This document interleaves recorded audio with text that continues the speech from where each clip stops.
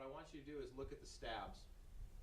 You wouldn't have seen this from the distance, but as I get closer, you can now see, when I went back, look at that. Now look as a close-up on the stab, and you'll see that it's oxidizing. So it becomes a little more clear, but I guarantee you every one of you guys would have missed this. So, all right, so GFIs, AFCIs, these will normally be hotter. It's just the way they're designed. So when you're looking at it, don't start calling out as a problem. What you have to do is, through experience, you'll start to see that these things are normal temperatures or not, and you'll compare them with others. If you get one AFCI that's 50 degrees hotter than the other one, you say that there's an anomaly identified at the second breaker from the top, the second AFCI breaker, potential problem, recommend further review. There are a series of AFCIs that have failed. Okay, so there was recalls on some AFCIs, and sometimes the only way to test them is through that test bed. Extension cords are going to get hot because these things are like, 16, 18 gauge wire that people are overpowering. You know how many electrical fires are due to extension cords? Guess what? That's the reason why arc fault circuit interrupters are now required. And they're going to be required on the whole house pretty soon. By the way, so you're saying it's pretty simple and electrical. You turn it on. It's like we were doing. We turned on your camera, powered up, a minute later, point, shoot.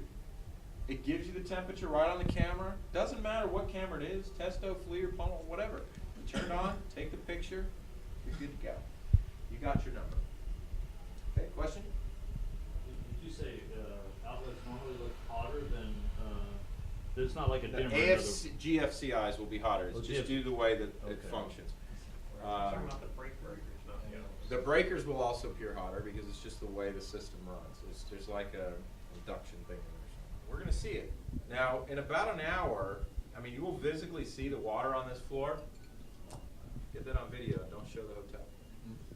You'll see that water. But by the end of this survey, you won't see any of that. But I can come back in 4 hours and show you exactly every speckle of water on that floor. So, until it evaporates completely? Correct. It'll take a day. Be gone anywhere from 6 hours to 24 hours. On the surface. There may be some moisture underneath, but it'll show up in the infrared for the next 6 to 8 hours at least, and then maybe beyond, depends. You know what an air conditioner does? Removes moisture from the air. Okay? So your first area is your surface is going to dry, and that's why that happens. And so when I get that, that's why it's not the only tool in my bag. I got to go out there with a moisture meter too. Okay? So give you kind of a couple of case examples. Here's a condensate pump. They said, why do we have stains in this closet?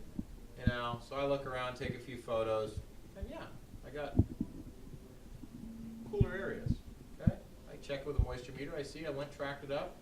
It was the refrigerant line. There's condensation coming off of that. Okay? This was a great case. House, basically for 7 years, this guy has been dealing with water. He has a stain in his ceiling. And he told me it was the roof, a window, and a little ledge outside. I'll show you.